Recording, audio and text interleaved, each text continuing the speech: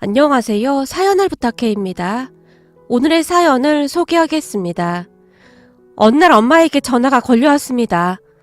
은실아, 이번 주 주말에 시간 괜찮니? 할머니 할아버지께서 네가 보고 싶다고 하시는구나. 할머니 할아버지한테 무슨 일 있는 건 아니지?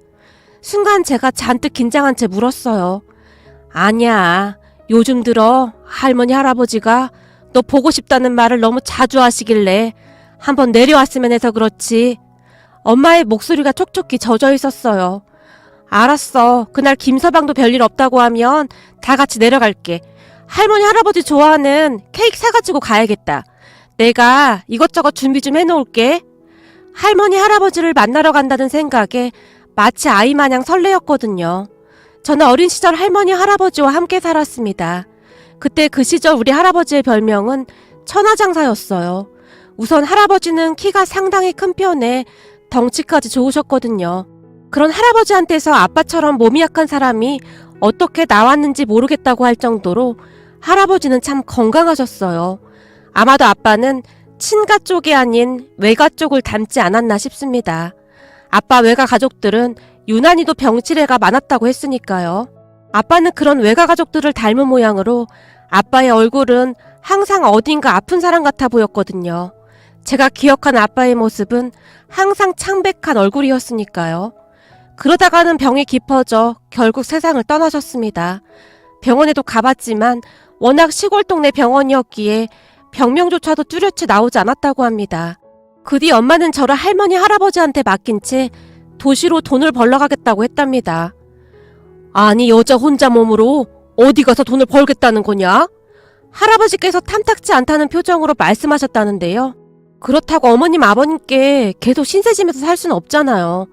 서울 사는 제 친구 말로는 공장 가서 일하면 돈을 꽤 많이 벌 수 있다고 하더라고요. 우리 은실이 하나는 번듯하게 키우고 싶어요. 저같이 이렇게 살게 하고 싶진 않아요. 어머님 아버님께서 은실이 좀 봐주세요. 제가 돈 벌어서 꼭 데리러 올게요. 그동안 단 한 번도 고집을 피운 적이 없던 엄마가 처음으로 할머니 할아버지께 말대꾸까지 했다고 합니다. 그리고는 다음날 새벽 일찍 편지 한 장만 남겨둔 채 보따리만 딸랑 하나 들고는 조용히 집을 나갔다고 했어요. 엄마가 남긴 편지에는 저를 반드시 데리러 오겠다는 약속과 함께 할머니 할아버지께 정말 죄송하다는 말이 가득했다는데요. 엄마가 남긴 편지를 끌어안고 할머니께서 얼마나 눈물을 흘리셨는지 모른답니다. 그리고 엄마가 집을 나갔다는 소문이 순식간에 동네에 퍼지기 시작했다는데요. 잠시 뒤 근처에 살던 큰엄마가 득달같이 쫓아왔고요. 어머님 아버님, 동서 집 나갔다면서요? 세상에, 서방님 떠난 지 얼마나 됐다고 딸까지 두고 집을 나갔대요.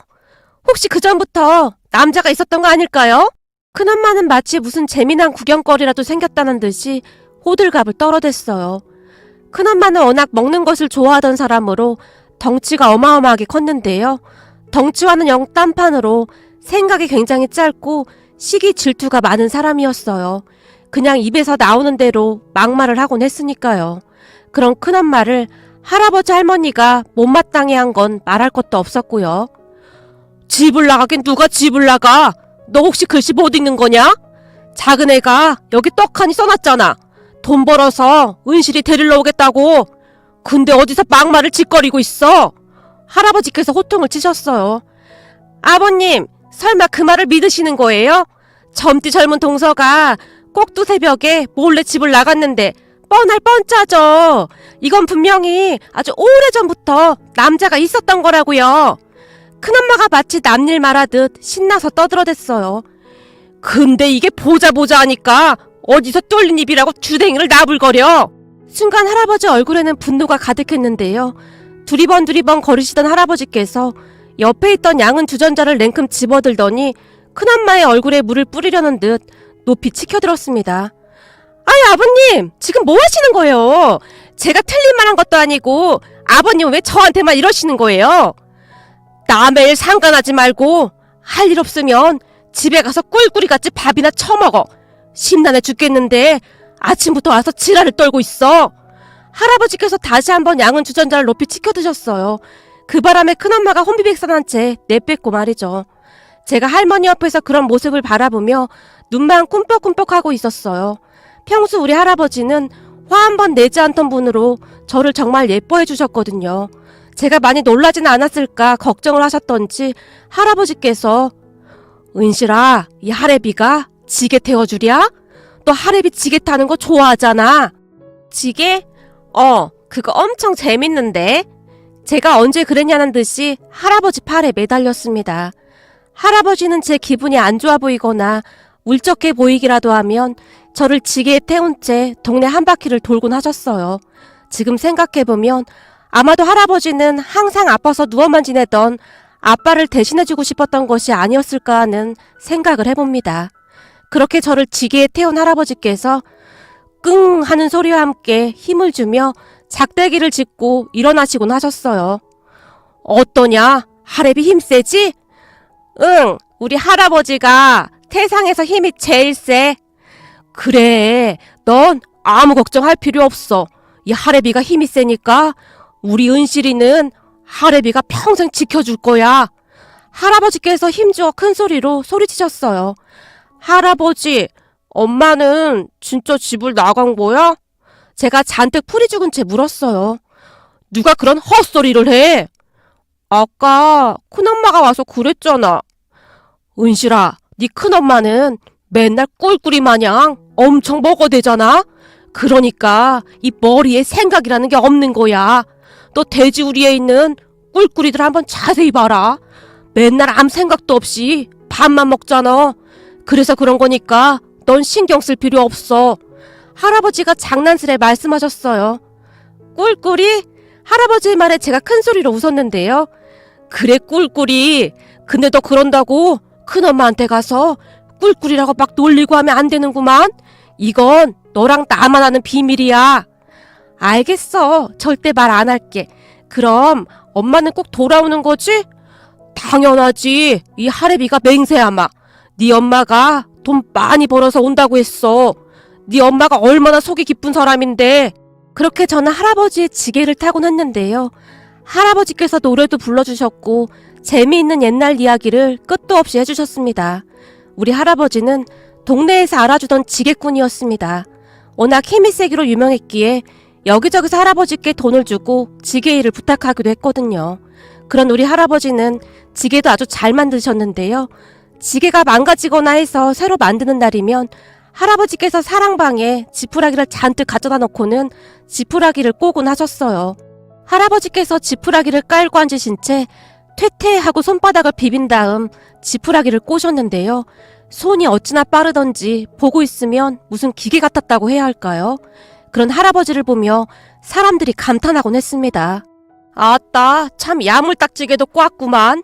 하여튼 은실이 할아버지가 지푸라기 하나는 기가 막히게 꼰다니까. 우리 동네에서 은실이 할아버지 따라갈 사람이 없어.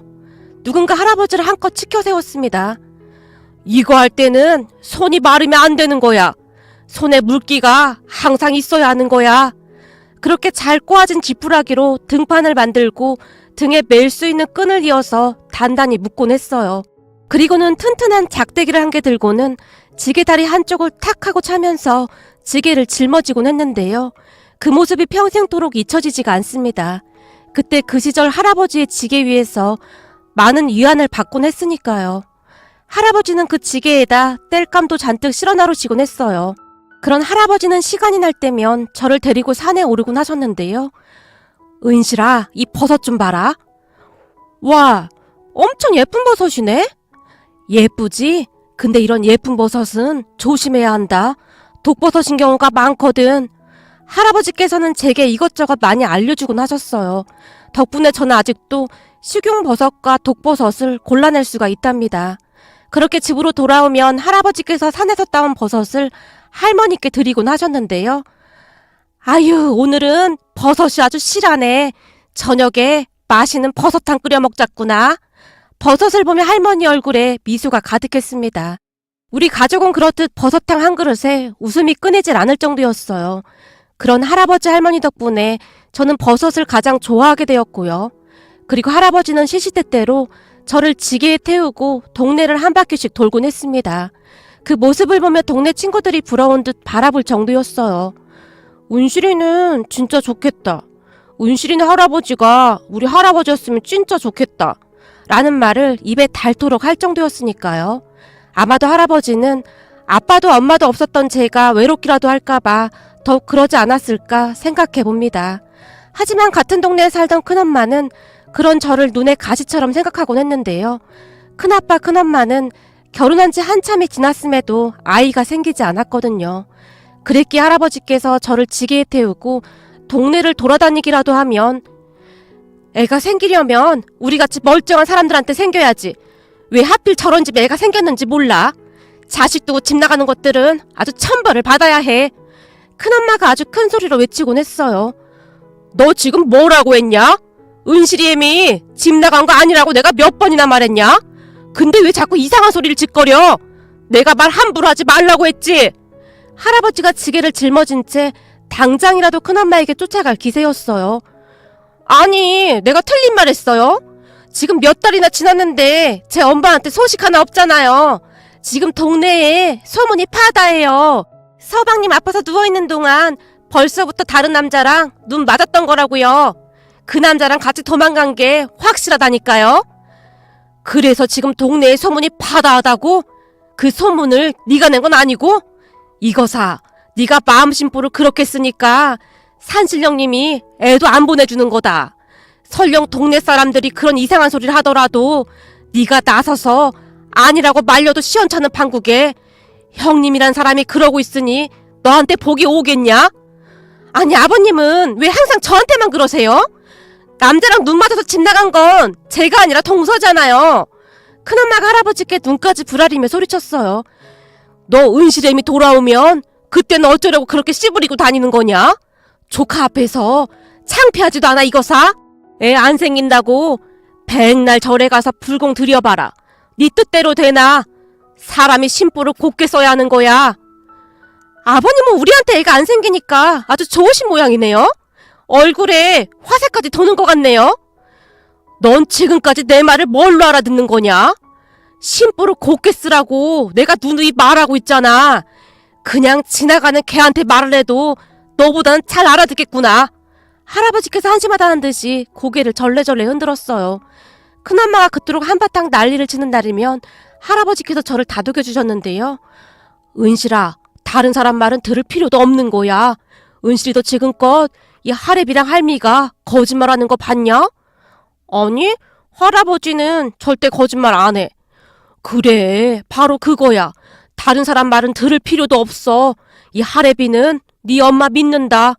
네 엄마가 연락을 못하는 데는 다 이유가 있을 거야. 워낙 억척 같아서 한 푼이라도 더 벌어보겠다고 잠도 못 자고 밥도 잘 못 먹으면서 일하고 있을 거다. 네 엄마가 널 얼마나 아끼는데.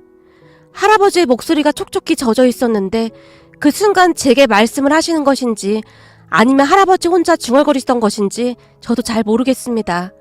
할아버지는 그 뒤에도 지게를 가지고 산을 몇 번이나 오르내리시면서 지게질을 하셨는지 모르겠습니다. 그리고 어느 순간부터 저는 할아버지의 지게를 타지 않게 되었는데요.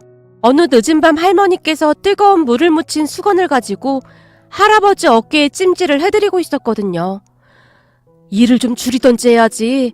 이러다 큰일 나겠어. 당신 나이도 있는데 이제부터는 조금씩 줄여야 해. 안 돼. 은실이 애미 올 때까지는 돈을 좀 모아놔야 안심이 되지. 그때까지 열심히 해야 해. 아휴, 지금 당신 어깨가 시뻘겋다니까. 이러다 당신 아프기라도 하면 은실이랑 나는 어떻게 살아. 할머니의 눈에 눈물이 그렁그렁했습니다.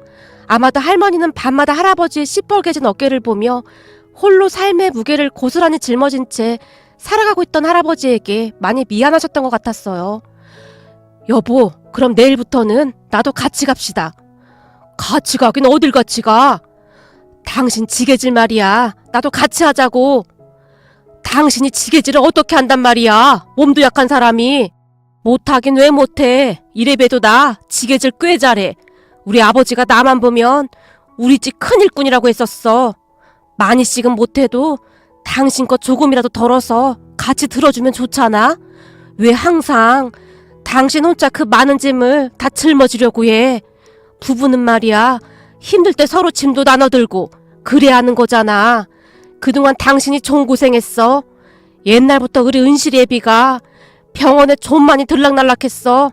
그런 은실이 애비를 당신이 얼마나 많이 들쳐갖고 뛰어갔어. 그러니 당신 어깨가 나만 하겠어. 이젠 같이 나눠들어도 돼. 결혼 전에 내가 워낙 고생하면서 살았다고 당신이 내 생각해서 절대 힘든 일 안 시키는 거 내가 모를 줄 알아. 근데 이제는 같이 나눠지고 살자고. 나 아직 끄떡도 없어. 할머니께서 할아버지 어깨에 찜질수건을 바꿔 올리며 나지막하게 말씀하셨어요. 괜찮어. 말만으로도 고맙구만. 할아버지께서 울음을 삼키신 채 할머니께 고마운 마음을 전했습니다. 그렇다 할머니와 할아버지는 사이가 참 좋았어요. 살면서 두 분이 다투시는 모습을 본 적이 없을 정도였으니까요. 할머니의 말에 따르면 할아버지와 결혼 전 할머니는 정말 힘들게 사셨다고 했어요. 할머니의 친정은 정말 가난했다고 했으니까요. 그런 집에 맏딸로 태어나신 할머니는 종일 여기저기로 일을 다니시며 힘든 일을 해야만 했다고 합니다. 그러던 어느 날 시장에 갔던 할아버지께서 우연히 할머니를 보게 되었고 할머니한테 마음을 빼앗기셨다고 했습니다. 결국 한참 동안 할아버지께서 할머니를 따라다니셨다는데요. 할아버지께서 워낙 착하셨기에 할머니도 조금씩 마음을 열어갔다고 합니다. 그렇게 두 분이 결혼을 하셨는데 할아버지가 항상 할머니에게 내가 당신하고 살면서 절대 고생 안 시킬게. 그거 하나는 약속할게. 라는 말을 달고 사셨다고 합니다. 그리고 할아버지께서는 그 약속을 지키고자 노력하셨고요. 그랬기에 할머니에게 있어 할아버지는 세상 전부와도 같다고 할 정도였어요. 그렇게 다음날부터 할머니도 할아버지를 따라 나섰는데요. 괜찮대도 그렇네. 나도 괜찮아. 당신 거 조금만 나눠 들을게. 할머니도 작은 지게를 하나 지시고는 두 분이서 손을 꼭 붙들고 나가셨는데요. 저는 그날 두 분의 모습이 지금도 제 눈앞에 아른거린답니다. 그런 두 분 밑에서 자랐기에 저는 정말 바르게 잘 자랄 수 있었어요. 그러던 어느 봄날 산들산들 봄바람 소리를 들으며 친구들과 함께 집으로 돌아오고 있었는데요. 은실아! 은실아! 저 멀리서 제 이름을 간절하게 부르는 소리가 들려왔어요. 익숙한 목소리에 눈을 크게 뜨고는 그곳을 바라봤는데 엄마였습니다. 엄마! 제가 순식간에 뛰어가서 엄마 품에 안겼어요. 우리 딸 그동안 잘 있었어? 못 본 사이 많이 컸네. 미안해. 엄마가 너무 늦게 왔지? 엄마가 몇 번이나 제 얼굴을 어루만지며 눈시울을 붉혔어요. 엄마는 그렇게 다시 돌아왔습니다. 아버님, 어머님, 그동안 고생 많으셨죠? 더 일찍 내려왔어야 했는데 정말 죄송합니다. 한동안 이리저리 다니면서 자리를 잡느라 좀 힘들었어요. 그래도 지금은 어렵게 가방 만드는 공장에 들어가서 월급도 받고 있고 얼마나 다행인지 모르겠어요. 그래, 낯선 곳에서 얼마나 고생이 많았니? 안 본 사이 얼굴이 아주 반쪽이 되었구나. 엄마의 얼굴을 보자마자 할머니께서 뒤를 돌아 눈물을 훔치셨습니다. 할머니, 할아버지도 엄마를 믿긴 했지만 한동안 연락이 되지 않는 엄마로 인해 할머니도 마음고생을 많이 하셨을 테니까요. 그런 와중에 엄마가 반쪽이 되어 나타났으니 혹시나 하는 마음을 가지고 있던 할머니께서 많이 미안하신 듯 했어요. 저기 이건 그동안 제가 일해서 모은 돈이에요. 엄마가 할머니, 할아버지에게 봉투를 내밀었어요. 아니 이걸 왜 우리한테 줘? 우린 됐다. 할아버지께서 단숨에 거절하셨어요. 아버님, 이제 산에 그만 다니시고 이 돈으로 돼지라도 몇 마리 사서 키우세요. 저랑 공장에서 일하는 직원 친척분도 돼지 키워서 돈 많이 벌었다고 그러더라고요. 그리고 제가 돈 번 대로 붙일 테니까 돼지 농장 해보세요. 아버님도 언제까지나 지게 일만 하실 순 없잖아요. 제가 돈 벌어서 보낼 테니까 그때마다 돼지를 사서 한번 키워보세요. 일하면서 들어보니까 그 돼지가 돈이 많이 된다고 하더라고요. 아니 아무리 그래도 그렇지. 네가 힘들게 번 돈으로 우리가 어떻게 그러니? 어머님 아버님께서 은실이 안 봐주셨으면 제가 일을 어떻게 했겠어요? 그리고 당분간 더 돌봐주셔야 하잖아요. 어머니 아버님께서 저 때문에 더 고생이 많으시죠. 전 공장에서 열심히 일해서 돈 보낼 테니까 같이 한번 해보자는 거예요. 엄마가 할머니 할아버지를 설득했습니다. 그렇게 세 분이서 심각하게 대화를 하고 있었는데요. 어머! 동서 왔다는 말이 진짜네? 동서 남자랑 눈 맞아서 집 나갔었는데 잘 안 돼서 다시 돌아왔구나? 엄마를 보자마자 큰엄마가 호들갑을 떨어댔어요. 이런 정신 나간 것이 어디서 주둥아리를 함부로 나불거려! 할아버지께서 벌떡 일어나셨습니다. 그런 할아버지를 엄마가 말렸고요. 형님, 잘 지내셨어요? 제가 너무 늦게 내려왔죠. 서울 올라가 보니 여자 혼자 돈 벌기가 쉽지가 않더라고요. 그래서 직장 구하고 뭐하고 하다 보니 연락도 못했네요. 뭐야, 그럼 진짜 취직이라 됐단 말이야? 동서 같은 사람이 취직을 어떻게 해? 아는 사람이 있어서 그 사람이 알아봐줬어요. 다행히 가방 공장에 취직을 했는데 그만하면 돈도 괜찮고 이제는 자리를 잡았어요. 엄마가 큰엄마를 보며 활짝 웃었는데 큰엄마의 얼굴은 뭐 씹은 듯한 그런 표정이었어요. 그 뒤 동네에 떠돌던 엄마의 소문은 언제 그랬냐는 듯이 조용해졌습니다. 그리고 사람들의 입에서 다른 말들이 오르내렸는데요. 세상에나 저 집 둘째 며느리가 악착같이 돈을 벌어서 꼬박꼬박 보내온대.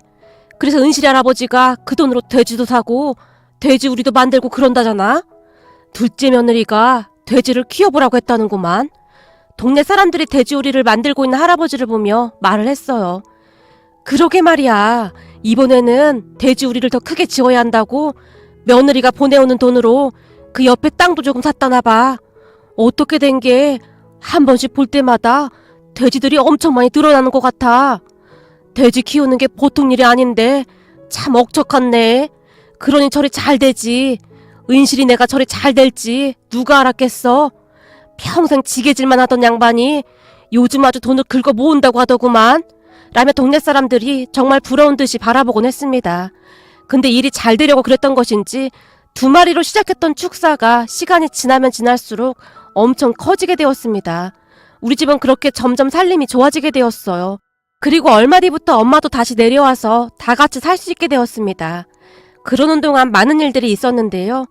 어느 날은 큰아빠 부부가 근심 가득한 얼굴로 우리 집에 찾아왔어요. 아버님, 저기 드릴 말씀이 있는데요. 또 뭔 말을 하려고? 쓸데없는 소리 할 거면 그만 가보거라. 그동안 큰엄마가 한 행동이 있었기에 할아버지가 큰엄마에게 단숨에 말씀하셨어요. 아버님, 저 한 번만 도와주세요. 지금 친정엄마가 많이 아프셔서 수술을 해야 한다는데 급히 돈이 좀 필요해요. 빌려주시면 꼭 갚을게요. 큰엄마가 눈에 눈물까지 그렁그렁한 채 말했어요. 안 싸더니? 어디가 어떻게 안 좋으신데? 얼마나 필요한데? 큰엄마는 미웠지만 안 사던 어른이 아프시다는 말에 할아버지의 목소리가 조금 누그러져 있었어요. 지금 많이 안 좋으세요. 위험한 수술이라는데 수술비랑 병원비가 너무 어마어마한 금액이라서요. 아버님, 우리 엄마 좀 살려주세요. 부탁드릴게요. 큰엄마가 목소리까지 떨며 금액을 말했어요. 그렇게나 많이? 근데 이게 우리 돈이 아니고 나한테 부탁을 해야 할 게 아니라 네 동서한테 부탁을 해야 할 것 같구나. 할아버지께서 엄마를 바라보셨어요. 무슨 말씀이세요, 아버님? 다른 분도 아니고 형님 어머님이신데요. 형님, 돈 걱정은 하지 말고 얼른 수술부터 하라고 하세요. 엄마가 2번 생각하지도 않고 단숨에 말했어요. 엄마 행동에 큰엄마가 대성통곡을 했는데요. 동서, 그동안 내가 잘못했어. 내가 그렇게 못되게 굴었는데 동서한테 정말 너무 미안해. 라며 무릎까지 꿇으려고 했어요. 형님, 왜 이러세요? 얼른 일어나세요. 동서, 진짜 고마워. 내가 이 은혜 절대 잊지 않을게. 그렇게 할아버지께서 급히 돈을 찾아서 큰엄마에게 드렸고 다행히 수술은 잘 되었다고 했어요. 그리고 그 뒤부터 큰엄마도 우리 축사에 와서 일을 거들기 시작했어요. 아버님, 제가 뭐부터 하면 될까요? 축사 청소부터 할까요? 형님, 괜찮아요. 엄마가 그런 큰엄마를 말렸지만 아니야, 동서. 내가 이번에 깨달은 게 아주 많아. 앞으로 나도 동서처럼 살도록 노력해볼게. 큰엄마는 엄마에게 몇 번이나 감사 인사를 했어요. 그 뒤 큰엄마는 놀랄 정도로 변해갔는데요.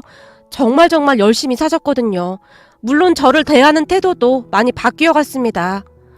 이 큰엄마도 은실이처럼 예쁜 딸 하나만 있었으면 소원이었겠다. 그동안 큰엄마가 말 함부로 해서 미안해. 큰엄마가 철이 없어서 그랬어. 은실이 엄마한테는 은실이 같은 예쁜 딸이 있는데 큰엄마는 아무리 노력해도 아기가 생기지 않아서 그래서 그랬어. 큰엄마, 걱정 마. 할아버지가 그러는데 착하게 살면 애기도 찾아올 거래. 그래, 고마워. 큰엄마도 앞으로 착하게 살아볼게. 큰엄마가 저를 꼭 안아주었어요. 그리고 얼마 뒤 큰엄마에게도 기적 같은 일이 일어났는데요. 큰엄마가 임신을 하게 되었거든요. 그렇게 큰엄마는 아들을 낳았습니다. 그 모습을 보며 할아버지께서 한마디를 하셨습니다. 거봐라, 내가 뭐라고 하던. 절에 가서 아무리 불공을 들여봐야 마음을 곱게 쓰지 않으면 아무 소용도 없는 거야. 네가 마음 고쳐먹으니 이렇게 애도 낳고 잘 되지 않았니? 맞아요, 아버님. 예전에 저 때문에 많이 속상하셨죠. 앞으로 우리 아들을 생각해서라도 더 바르게 살게요. 큰엄마가 눈물까지 뚝뚝 흘렸습니다. 큰아빠 부부와 엄마 그리고 할아버지 할머니는 여전히 고향에 살고 계시는데요. 우리 할머니 할아버지는 지금까지 건강하게 잘 지내고 계신답니다. 그리고 홀로 계신 엄마가 외롭지 않도록 큰아빠 부부가 잘 챙겨주며 살고 있습니다. 이제는 친형제지간보다 더 가깝게 지내고 있을 정도랍니다. 저는 대학을 졸업한 뒤 결혼해서 서울에서 살고 있는데 우리 할머니 할아버지는 항상 제가 오기만을 손꼽아 기다리고 계십니다. 우리 할머니 할아버지가 건강하셔서 얼마나 다행인지 모르겠습니다. 그리고 할머니 할아버지 집에 가면 창고 한 귀퉁이에 지게 2개가 여전히 자리를 차지하고 있는데요. 그 지게를 볼 때마다 그때 그 시절이 떠오르곤 합니다. 앞으로도 우리 할머니 할아버지께서 건강하게 오래오래 사셨으면 좋겠습니다. 오늘의 사연은 여기까지였습니다. 즐겁게 보셨다면 구독, 좋아요 부탁드립니다. 고맙습니다.